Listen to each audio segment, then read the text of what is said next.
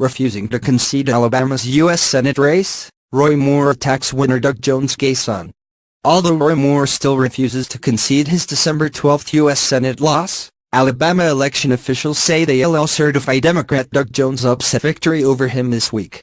Meanwhile, Moore is waging a campaign to delegitimize the results, sending fundraising letters to supporters seeking donations to investigate what he calls reports of fraud and irregularities in the election.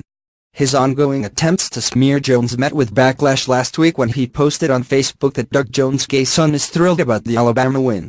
The item linked to a Doug Jones interview with The Advocate in which he said that he couldn't be prouder of his dad. "We have been overwhelmed by the support of so many people that made this happen," the younger Jones told the magazine. Alabama made a really big statement that unity wins out. "I couldn't be prouder of him or my home state."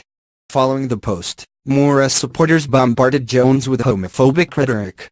"Shame they slander a great Alabamian Judge Moore, and then the sick left winner shows its perversion," wrote one Moore supporter, as reported by Raw Story. Obviously Jones sick was an absent father for his son to be a homosexual. "If the election continues as is, he won't be much of a senator either," wrote another. But the cybersphere struck back, pointing out that it was hypocritical of Moore to attack Jones' son, when his own son, Caleb Elisha Moore, has been arrested 9 times for multiple OS, drug possession charges, and criminal trespassing. Caleb Moore has been booked but never jailed, leading to a public outcry of preferential treatment. Jones did not attack Moore's son during the campaign. Moore is vehemently against LGBT rights. He was removed as Chief Justice of the Alabama Supreme Court for refusing to recognize the U.S. Supreme Court decision legalizing same-sex marriage. Moore has equated homosexuality with bestiality and likened those who approve of same-sex marriage to Nazis.